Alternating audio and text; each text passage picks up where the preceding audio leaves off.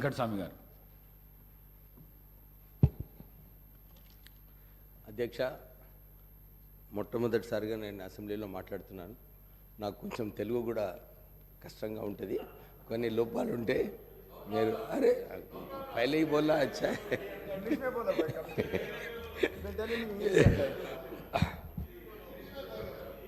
बोलिए जो भी आता बोलिए जरा सुनो, सुनने के बाद डिस्कस करिए. అధ్యక్ష, ఇప్పుడే రామ్మోహన్ రెడ్డి గారు గవర్నర్ రెజల్యూషన్ ఏదైతే ప్రపోజ్ చేశారో చాలా మంచిగా కాంగ్రెస్ పార్టీ ఏదైతే గ్యారంటీ స్కీమ్ గురించి వివరాలు ఇవ్వడం జరిగింది. తర్వాత మొట్టమొదటిగా వారు చెప్పినట్టు సోనియా గాంధీ గారు అప్పుడు మనకు హామీ ఇచ్చారు, తెలంగాణ ఇస్తామని చెప్పి. అప్పుడు యూపీఏ ప్రభుత్వం 2009లో మాట ఇచ్చిన ప్రకారంగానే 2014లో ఇవ్వడం జరిగింది. ఆ ఉద్యమంలో అందరూ కూడా కలిసి ఉద్యమం చేశారు. ప్రజలందరూ కూడా అన్ని వర్గాలు అన్ని కులాలు అందరూ కూడా మాకు తెలంగాణ కావాలని చెప్పి తెలంగాణ ఉద్యమంలో పాల్గొన్నారు. మేము అప్పుడు కాంగ్రెస్ ఎంపీస్గా తెలంగాణ పార్లమెంట్లో నినాదాలు చేసి ధర్నాలు చేసి, అప్పుడు నిజంగా చెప్పాలంటే సోనియా గాంధీ గారు మేమందరము ధర్నా చేసేటప్పుడు నినాదాలు చేసేటప్పుడు ఎప్పుడు కూడా మాకు విమర్శించలేదు. ఆమె ఎప్పుడు కూడా ఎంకరేజ్ చేసింది.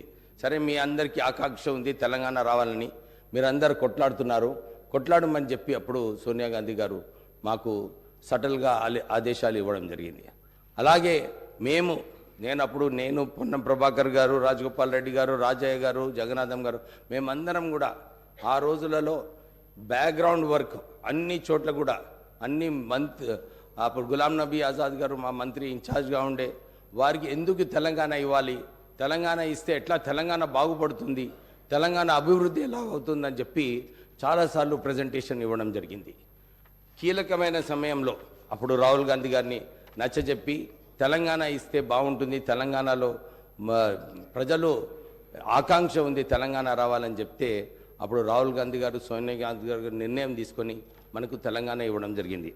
మీకు అందరు తెలుసు, ఆ రోజు పార్లమెంట్లో గ్యాస్ విడుదల చేసినప్పుడు కూడా మన పొన్నం ప్రభాకర్ గారికి అప్పుడు హాస్పిటల్ కూడా తీసుకువెళ్ళడం జరిగింది. ఇవన్నీ అయినప్పుడు అందరికీ తెలంగాణ వస్తే ఒక తెలంగాణ బాగుపడుతుందని చెప్పి చాలా ఆశలు ఉండే తెలంగాణ ప్రజలకు. ఈ 10 సంవత్సరాలు ఏదైతే ఈ టీఆర్ఎస్ ప్రభుత్వంలో ఉన్నారో ప్రజలు ఏదైతే అనుకున్నారో, అరే మా బ్రతుకులు బాగవుతాయి, మా భవిష్యత్తు బాగుంటుంది, మాకు ఉద్యోగాలు కల్పిస్తారు, మాకు నీళ్లు ఇస్తారు, నీళ్లు నిధులు నియామకాలు ఏదైతే ఆలోచించారో ఈ 3 అంశాలపైన ఈ 10 సంవత్సరాలలో నిజంగా చెప్పాలంటే చాలా లోపాలు ఉన్నాయి అధ్యక్ష. ఇంతకుముందు రామ్మోహన్ రెడ్డి గారు చెప్పినట్టు నీళ్ళ విషయం నేను తర్వాత తీసుకుంటాను, ఎందుకంటే ఆ కాళేశ్వరం ప్రాజెక్ట్ ఆ పెద్ద ప్రాజెక్ట్ అది, దాని గురించి చాలా వివరాలు ఇచ్చే అవసరం ఉంది. రాష్ట్ర ప్రభుత్వం ఆల్రెడీ రేవంత్ రెడ్డి గారు ఒక నిర్ణయం తీసుకున్నారు, దీనిలో కాళేశ్వరం ప్రాజెక్టులో ఒక ఎంక్వైరీ పెట్టాలి. ఎందుకు ఈ ప్రాజెక్టులో ఏదైతే ప్రాణహిత చేవల్ల గురించి మా నాన్నగారు అప్పుడు వెంకటస్వామి గారు కొట్లాడి ఈ ప్రాజెక్ట్ శాంక్షన్ చేయించారు అప్పుడు. ఎందుకంటే అప్పుడు కేవలం ప్రత్యేకంగా తెలంగాణ ప్రజలకు నీళ్ళు వస్తాయి, 33,000 కోట్ల ప్రాజెక్ట్స్తో ఈ ప్రాణహిత చేవల్ల ఇంప్లిమెంట్ చేస్తే బాగుంటుందని చెప్పి అప్పుడు 11,000 కోట్ల రూపాయలు కూడా ఈ ప్రాణహిత చేవల్ల ఖర్చు పెట్టడం జరిగింది. కానీ కొత్త ప్రభుత్వం వచ్చిన తర్వాత గ్రావిటీతో వచ్చే ప్రాజెక్ట్ని తీసుకెళ్ళి కాళేశ్వరంలో పెట్టడము. ఇప్పుడు ఈరోజు కాళేశ్వరం ప్రాజెక్టులో ఏదైతే 5 సంవత్సరాలలో 1,200 టీఎంసీ నీళ్లు ఏదైతే తెలంగాణ ప్రజలకు రావాలో దాంట్లో కేవలము 40-50 టీఎంసీలు ఇవ్వడం జరిగింది. ఆ 1,00,000 కోట్ల రూపాయలు ఖర్చు పెట్టిన తర్వాత సంవత్సరానికి 10,000 కోట్ల రూపాయలు మిత్తే అధ్యక్ష దానిపైన. అంటే ఈ ప్రాజెక్ట్ వయబిలిటీ ఉందా లేదా? అప్పుడు మాకు చెన్నూరు ప్రాంతంలో, మంతిని ప్రాంతంలో, మంచిర్యాల మా పెద్దపల్లి పార్లమెంట్ నియోజకవర్గంలో ఎప్పుడు కూడా బ్యాక్ వాటర్స్ నీళ్లు రాకపోయేది. కానీ ఈ బ్యారేజెస్ కట్టిన తర్వాత ఈ బ్యాక్ వాటర్స్ వలన సుమారు 1,00,000 ఎకరాలు మునిగిపోవడము, అక్కడ మంచిర్యాల టౌన్లో ఇల్లులు కూడా మునిగిపోవడం జరిగింది. అయితే ఒక మంచి నిర్ణయం మా ముఖ్యమంత్రి గారు తీసుకున్నారు. దీంట్లో ఒక ఎంక్వైరీ పెట్టి నిజంగానే ఈ ప్రాజెక్ట్ ఏదైతే అంతకుముందు మహారాష్ట్రతో ఒప్పందం జరిగిందో ఇది నిజంగా రీడిజైన్ చేస్తూ ఇక్కడ మార్చే అవసరం ఉందా లేదా, దీంట్లో ఇన్ని వేల కోట్ల రూపాయలు ఎట్లా ఖర్చు అయినాయి, కాంట్రాక్టర్ అప్పుడు అందరికి కూడా అనుకున్నారు తెలంగాణ కాంట్రాక్టర్స్కి ఈ ప్రాజెక్ట్ లభిస్తుందని, కానీ మనం ఇచ్చింది ఈ కాంట్రాక్ట్ ఆంధ్ర కాంట్రాక్టర్స్కే. వాళ్ళు లాభం పొందారు, వాళ్ళు ధనవంతులు అయ్యారు, కానీ తెలంగాణ కాంట్రాక్టర్స్ ఎవరు కూడా ధనవంతులు కాలేదు. ఇప్పుడే మా గ్యారంటీ స్కీమ్ కింద 200 యూనిట్స్ ఫ్రీ ఎలక్ట్రిసిటీ కరెంట్ ఇస్తామని చెప్పి మా కాంగ్రెస్ ప్రభుత్వం ఇప్పుడే గ్యారంటీలో పెట్టడం జరిగింది. అతి త్వరలోనే ఈ స్కీమ్ ఇంప్లిమెంట్ చేయాలని చెప్పి ఒక రివ్యూ మీటింగ్ పెట్టినప్పుడు ఆశ్చర్యమైన విషయం బయటకు వచ్చింది. 81,000 కోట్ల రూపాయలు లోన్లు, దాంట్లో రుణం ఈ పవర్ యూటిలిటీస్లో ఉన్నాయి. దాంతోపాటు 50,000 కోట్ల రూపాయలు నష్టాలలో ఉంది పవర్ కార్పొరేషన్స్.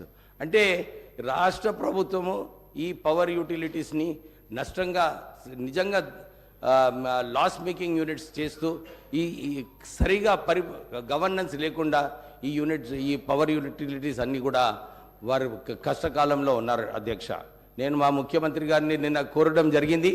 ఈ సింగరేణి సంస్థలో మా నాన్నగారు ఉన్నప్పుడు అప్పుడు 1150 మెగావాట్ల సింగరేణి పవర్ ప్లాంట్ స్థాపించడానికి మన్మోహన్ సింగ్ గారితో మాట్లాడి మా అన్నగారు వినోద్ గారు ఇంకా మా నాన్నగారు అప్పుడు కొట్లాడి ఈ ప్రాజెక్ట్ని తీసుకురావడం జరిగింది. దీంట్లో ఇంకొక 850 మెగావాట్ల పవర్ ప్లాంట్ పెట్టే అవసరం ఉంది. పెట్టినప్పుడు డెఫినెట్లీ మనం ఈ 200 యూనిట్లు ఏదైతే బీద ప్రజలకు ఇచ్చే కార్యక్రమం రాష్ట్ర ప్రభుత్వం తీసుకుందో దానికి సహకారపడేలాగా మన ఈ సింగరేణి పవర్ ప్లాంట్ కూడా సపోర్ట్ చేస్తుందని చెప్పి ఈ సభకు అధ్యక్షకు మీకు కోరుతూ, ఈ ప్రత్యేకంగా ఈ 10 సంవత్సరాలు ఒక నియంతృత్వ పాలన ఉండే. ఇప్పుడే వారు చెప్పినట్టు ఏ ఉద్యమం పోయినా కానీ అందరినీ అరెస్ట్ చేయడము, ఇంట్లో ఒక గంటలాది వాళ్ళందరికీ కూడా పోలీస్ స్టేషన్లో తీసుకెళ్ళి పొద్దున్న నుంచి సాయంత్రం వరకు పోలీస్ స్టేషన్లో పెట్టడము, తప్పుడు కేసులు పెట్టడము, అంటే ఈ నియంతృత్వ పాలన. ఎందుకంటే నేను మొన్న ఎలక్షన్ క్యాంపెయిన్లో పోయినప్పుడు కూడా ఇదే చూశాను. అందరూ కూడా ఇదే చెప్తున్నారు, సార్ ఈ పోలీస్ వ్యవస్థ ఈ టీఆర్ఎస్ నాయకులు ఏదైతే వాడుకున్నారో ఇష్టం వచ్చినట్టు అక్రమ కేసులు పెట్టడము, వారిని ఎస్సీ ఎస్టీ కేసులు పెట్టి రోజు వేధించడము, ఇవన్నీ కూడా ప్రజలందరూ కూడా నచ్చలేదు. అధ్యక్ష, ఈ నియంతృత్వ పాలన పోవాలనే ఈసారి ఈ ఎన్నికలలో ప్రజలందరూ కూడా ఒక స్పష్టత ఇచ్చినారు. కాంగ్రెస్ ప్రభుత్వం రావాలి, మళ్ళీ ఒక ప్రజాస్వామిక తెలంగాణ రావాలని చెప్పి ప్రజలందరూ కూడా ఎన్నిక చేయడం జరిగింది. రేవంత్ రెడ్డి గారు ముఖ్యమంత్రి గారు అదే దాని ప్రకారంగా ఏదైతే ప్రజలు ఆశించారో ఒక ప్రజాస్వామిక తెలంగాణ ఉండాలని చెప్పి ఆల్రెడీ ప్రజావాణి కార్యక్రమంలో ఇది ప్రజల ప్రభుత్వం అని చెప్పి ఆల్రెడీ ప్రగతి భవన్ ఏదైతే ఇంపక్ కౌన్సిల్ ఉండేనో ఇవన్నీ కూడా తొలగించి ప్రజలకు అక్కడ యాక్సెస్గా చేయడం జరిగింది. అరే సార్ నైతా అబ్బితే కాంగ్రెస్ మే కౌశిక్ నువ్వు కూడా ఉన్నావు అప్పుడు, అట్లా ఉండే నా నిజంగా చెప్పు, ఎప్పుడు లేకుండే. సో మీరు మాట్లాడారు. అయితే మనం ఆల్రెడీ ఒక ప్రజాస్వామిక తెలంగాణ రావడం జరిగింది. ప్రజలందరూ కూడా సంతోషిస్తున్నారు, ఇదే అంటున్నారు, మాకు ఇలాంటి ప్రభుత్వం అవసరము, ప్రజల వైపు ఉండాలి, ఇలాంటి ప్రజా దర్బారులు. రేవంత్ రెడ్డి గారు కూడా ఇదే ఆలోచించారు. మేము డిస్ట్రిక్ట్స్లో కూడా ఈ ప్రజా దర్బార్లు ప్రారంభించి ప్రజల సమస్యలు ఏమున్నాయి మీరు చూసుకుంటే చాలా చోట్ల కూడా ఇదే ఉంది. ధరణి పోర్టల్లో అవకతవకలు, ధరణి ప్రజలకు మంచినీటి సౌకర్యం, మనం మిషన్ భగీరథి చాలా పెద్దగా చెప్పుకున్నాం. అప్పుడు కాంగ్రెస్ హయాంలో ఆర్డబ్ల్యూఎస్లో 70% వరకు మంచినీటి సౌకర్యం అప్పుడు కల్పించడం జరిగింది. కానీ ఈ మిషన్ భగీరథి వలన చాలా చోట్ల కూడా నా చెన్నూరు నియోజకవర్గం, మంచిర్యాల, ఇక పెద్దపల్లి పార్లమెంట్ నియోజకవర్గంలో నేను ఎన్నిసార్లు వెళ్ళినప్పుడు ఇదే అడిగినాను, అరే మిషన్ భగీరథి నీళ్ళు వస్తున్నాయా లేదా?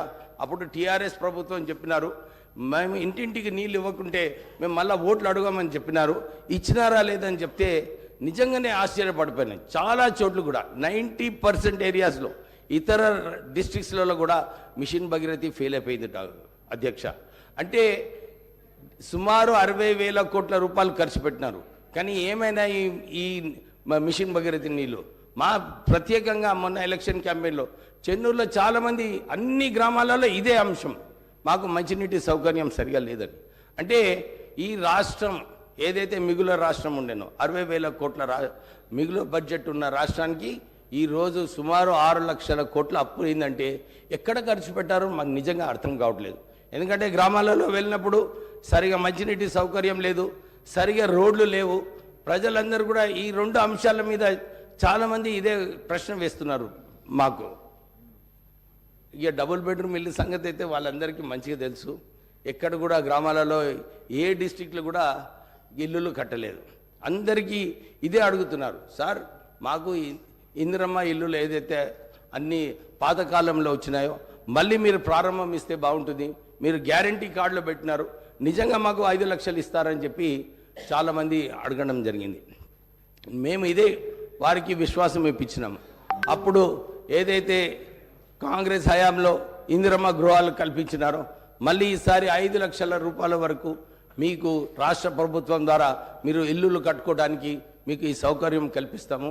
అంతేగాక ఎవరికైతే జాగాలు లేవో, ల్యాండ్ లేదో వాళ్ళందరికీ కూడా 250 స్క్వేర్ యార్డ్స్ ల్యాండ్ ఇప్పిస్తూ ఇల్లులు కూడా కట్టాలని చెప్పి ప్రభుత్వం ఆలోచిస్తుంది.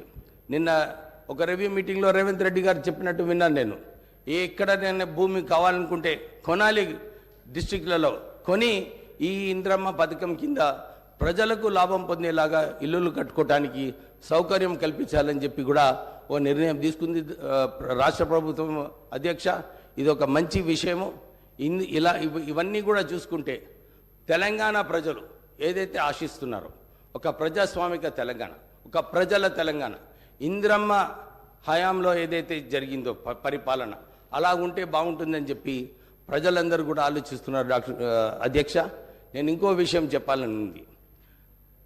చాలా మటుకు పబ్లిక్ సెక్టర్ ఆర్గనైజేషన్స్ ఈ తెలంగాణ రాష్ట్రంలో ఇంతకుముందు చెప్పినట్టు పవర్ యూటిలిటీస్లో 80,000 కోట్ల అప్పు ఉన్నది. సివిల్ సప్లైస్ కార్పొరేషన్లో కూడా 56,000 కోట్ల రూపాయల అప్పు, దాంతోపాటు 11,000 కోట్ల నష్టము సివిల్ సప్లైస్ కార్పొరేషన్ ఉంది. అంటే అన్ని చోట్ల కూడా సింగరేణి సంస్థ అధ్యక్ష ఈ రాష్ట్రంలో అంత అతిపెద్ద సంస్థ 38,000 కోట్ల టర్నోవర్ ఉన్న సంస్థ సింగరేణి సంస్థ. దాంట్లో తెలంగాణ వచ్చినప్పుడు 62,000 ఉద్యోగాలు ఉండే అధ్యక్ష. ఆ సంస్థ BIFRలో ఉన్నప్పుడు మా నాన్నగారు వెంకటస్వామి గారు అప్పుడు కేంద్రంలో ఉండి అప్పుడు కొట్లాడి ఈ BIFR నుంచి తొలగించి సింగరేణి సంస్థ కాపాడి 1,00,000 ఉద్యోగాలు అప్పుడు ఆ రోజులలో మా నాన్నగారు వెంకటస్వామి గారు కాపాడడం జరిగింది. కానీ ఈరోజు సింగరేణి సంస్థలో TRS ప్రభుత్వం వచ్చిన తర్వాత కేవలం 39,000 ఉద్యోగాలు ఉన్నాయి అధ్యక్ష. ఒక ఇంటింటికి ఉద్యోగం ఇస్తామని చెప్పి TRS ప్రభుత్వం చెప్పింది. కానీ సింగరేణి ఒక్క సంస్థలోనే 29,000 ఉద్యోగాలు బర్తరాఫ్ చేయడం జరిగింది. కారుణ్య నియామకాలు అన్నారు, కానీ దాంట్లో కూడా చాలా అవకతవకలు ఉన్నాయి అధ్యక్ష. సింగరేణి కార్మికులకు నిజంగా వాళ్ళందరూ కూడా అదే అనుకుంటున్నారు, అరే తెలంగాణ వచ్చిన తర్వాత మా భవిష్యత్తు బాగుంటుంది అనుకున్నాము, కానీ ఏమైంది మా పరిస్థితి అని చెప్పి చాలామంది అక్కడ అనుకుంటున్నారు. అక్కడ కూడా 27,000 కోట్ల రూపాయలు రాష్ట్ర ప్రభుత్వం ఇప్పుడు సింగరేణి సంస్థకు పైసలు ఇచ్చేది ఉంది అధ్యక్ష. అంటే ఆ సంస్థను కూడా అక్కడ కూడా పాత రాష్ట్ర ప్రభుత్వము అక్కడ కూడా సింగరేణి నుంచి పైసలు తీసుకొని ఇవ్వడం లేదు అధ్యక్ష. అంటే ఈ ఇన్స్టిట్యూషన్స్ ఏదైతే సరిగా నడిచే ఇన్స్టిట్యూషన్స్ ఉన్నాయో అన్నీ కూడా సరిగా నడపకుండా అన్ని లోన్లలో రుణాలలో ఉంచి ఈ రాష్ట్ర ప్రభుత్వం ఏదైతే అప్పుల రాష్ట్రం చేస్తున్నారో ఆ పాత రాష్ట్ర ప్రభుత్వము అప్పుల రాష్ట్రం చేసి నిజంగానే ఒక వైట్ పేపర్ ఏదైతే రేవంత్ రెడ్డి గారు ఆలోచించారో తీసి నిజంగానే ప్రజలకు తెలవాలి. కానీ అప్పుడు మా కేటీ రామారావు గారు అన్నారు, అరే ఇప్పుడు మీకు తెలియదా ఇంతకు ముందు అని చెప్పినారు. కానీ ప్రజలు ఏదైతే అనుకుంటున్నారో ఇంత దురదృష్టమైన సిచ్యువేషన్ ఉంటుందని ఎవరు కూడా ఆలోచించలేదు అధ్యక్ష. దీంట్లో రాష్ట్ర ప్రభుత్వం ఒక మంచి నిర్ణయం తీసుకుంది. ఎక్కడైతే అవకతవకలు అయినాయో అక్కడ దాంట్లో ఎంక్వైరీ పెట్టాలి, సరైన యాక్షన్ తీసుకోవాలి. చాలామంది 300 రిటైర్డ్ ఆఫీసర్స్ని రీఎంప్లాయ్ చేస్తున్నారు అధ్యక్ష. అంటే ఎందుకు అసలు ఉద్యోగాలు లేవు, ప్రజలందరూ కూడా ఉద్యోగాలు కల్పిస్తే బాగుంటుంది అనుకున్నారు. కానీ ఇక్కడ అందరు రిటైర్డ్ వాళ్ళను ఎవరైతే వాళ్ళ సంబంధించిన వాళ్ళు ఉన్నారో వాళ్ళ ఫైళ్ళు క్లియర్ చేసుకోవడానికి అందరు రిటైర్డ్ ఎంప్లాయీస్ని తీసుకొని అన్ని ఫైళ్ళలో నిజంగా ఎంక్వైరీ చేస్తే చాలా విషయాలు బయటకు వస్తాయి అధ్యక్ష. సో నాకు ఈ రెజల్యూషన్ని సెకండ్ చేయడానికి మీరు మా పార్టీ వాళ్ళందరూ కూడా నాకు సెకండ్ చేయమని ఈ అవకాశం ఇచ్చినందుకు వాళ్ళందరికీ కృతజ్ఞతలు చెప్తూ గవర్నర్ అడ్రస్కి